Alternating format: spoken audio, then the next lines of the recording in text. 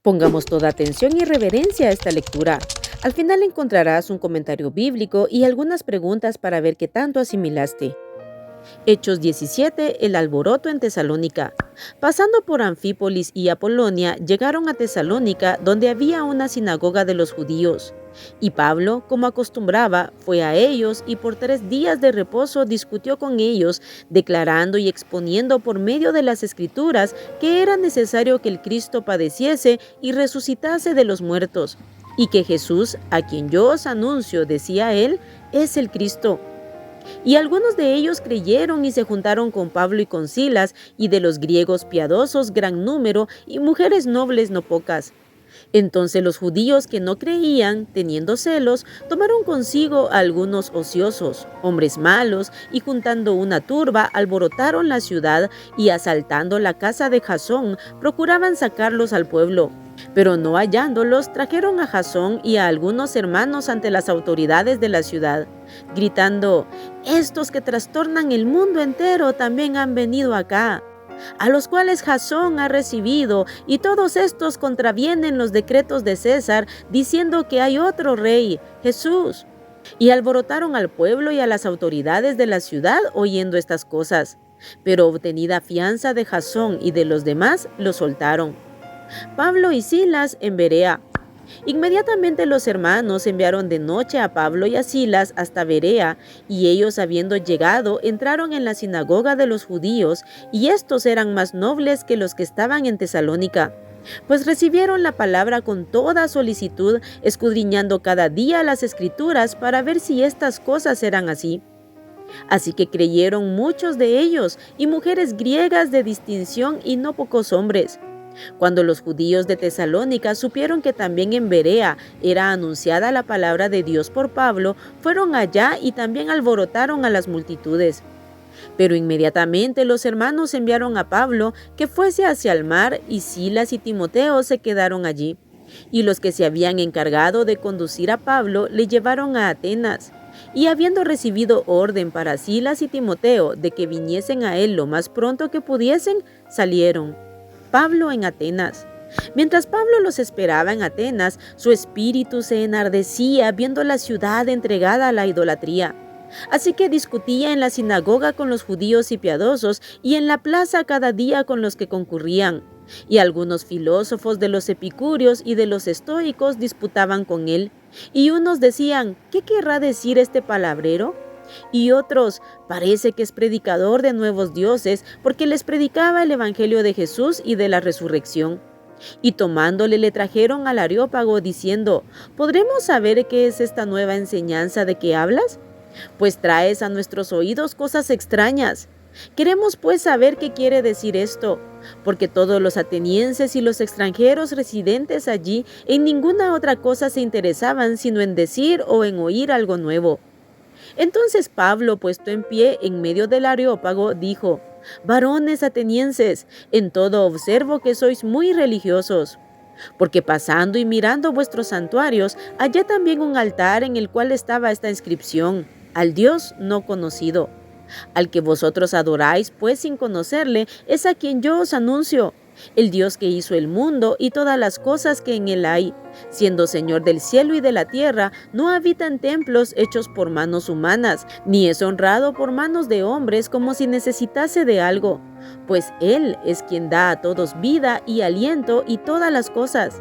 Y de una sangre ha hecho todo el linaje de los hombres para que habiten sobre toda la faz de la tierra, y les ha prefijado el orden de los tiempos y los límites de su habitación, para que busquen a Dios, si en alguna manera palpando puedan hallarle, aunque ciertamente no está lejos de cada uno de nosotros, porque en Él vivimos y nos movemos y somos, como algunos de vuestros propios poetas también han dicho, porque linaje suyo somos. Siendo pues linaje de Dios, no debemos pensar que la divinidad sea semejante a oro o plata o piedra, escultura de arte y de imaginación de hombres.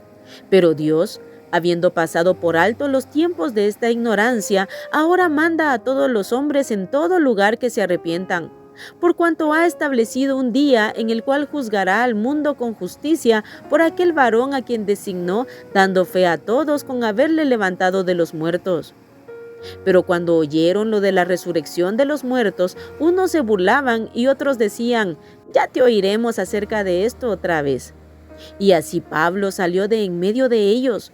Mas algunos creyeron juntándose con él, entre los cuales estaba Dionisio el Areopagita, una mujer llamada Dámaris, y otros con ellos.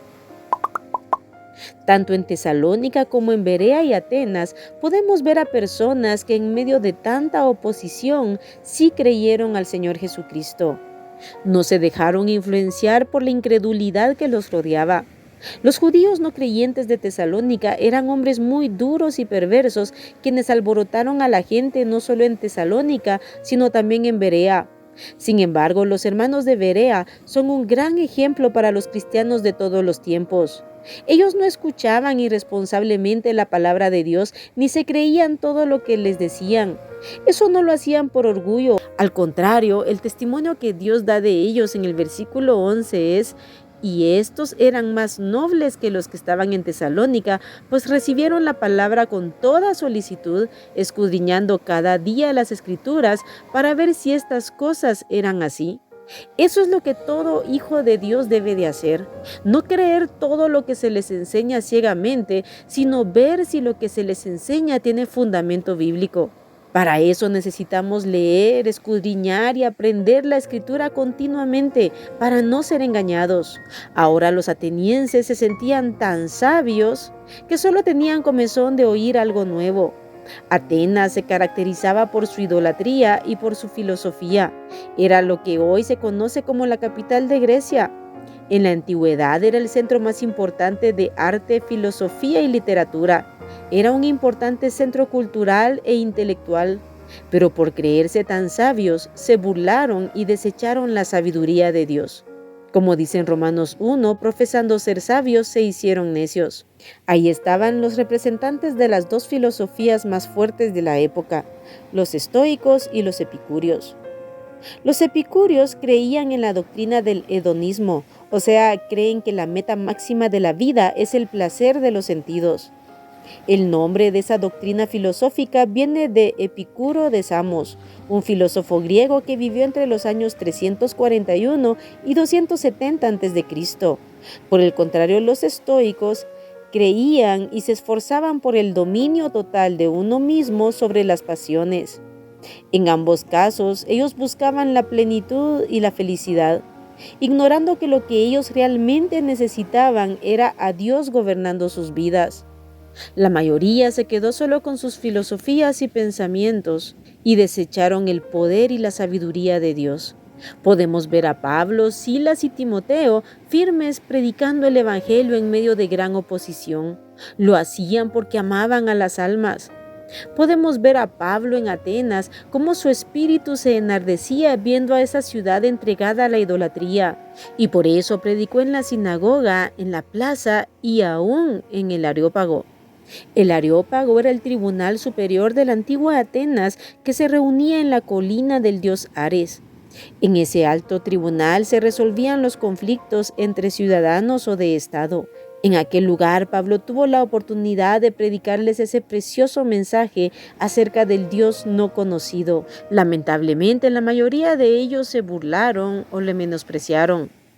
Pero algunos creyeron, entre los cuales estaba Dionisio el Areopagita y una mujer llamada Dámaris. Ahora, si pusiste atención, responde a las siguientes preguntas. Número 1. ¿Cuántos días de reposo predicó Pablo en la sinagoga de los judíos en Tesalónica? Número 2. ¿Fueron muchos los griegos que creyeron en Tesalónica? Número 3. ¿A quiénes tomaron los judíos para levantar una turba y alborotar la ciudad de Tesalónica? Número 4. ¿Por qué los de Berea eran más nobles que los de Tesalónica en su actitud al recibir la palabra? Número 5. ¿Qué sintió Pablo al ver a Atenas entregada a la idolatría? Número 6. ¿En qué lugares predicó Pablo en Atenas? Número 7. Menciona las dos corrientes filosóficas de Atenas que se mencionan en este capítulo. Y número 8. ¿Qué era el Areópago? Aquí terminamos el capítulo 17 del libro de los Hechos. Que Dios te bendiga.